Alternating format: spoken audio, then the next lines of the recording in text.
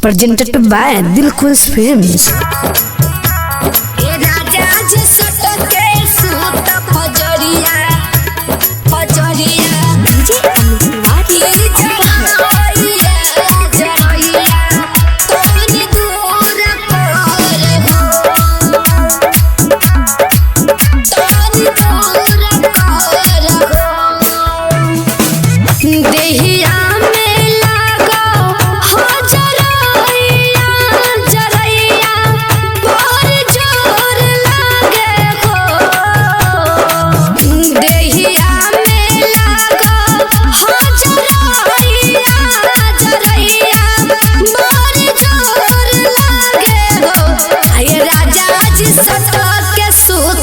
जरिया ई जरइया जरइया तनी दूर कर हो ए राजा जी सट के सूत पजरिया ई जरइया जरइया तनी दूर कर हो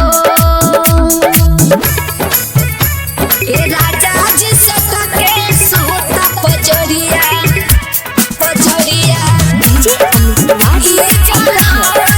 हो जरइया जरइया तनी दूर कर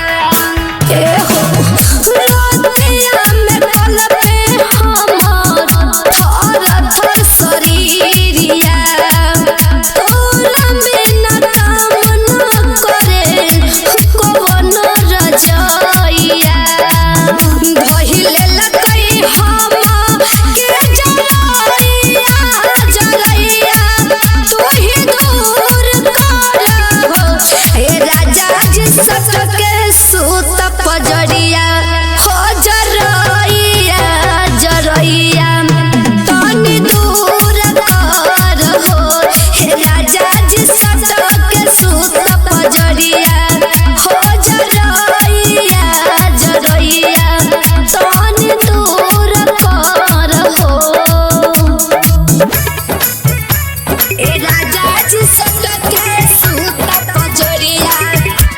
पजरिया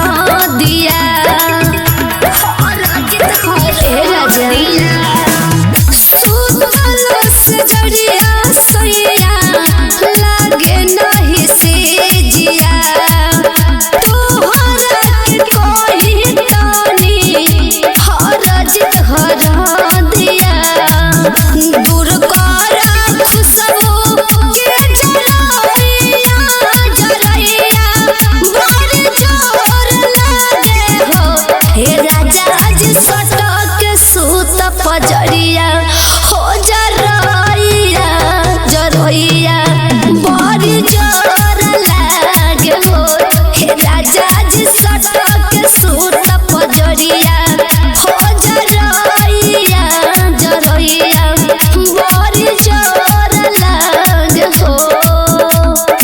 दिलखुश रिकॉर्डिंग स्टूडियो मुजफ्फरपुर।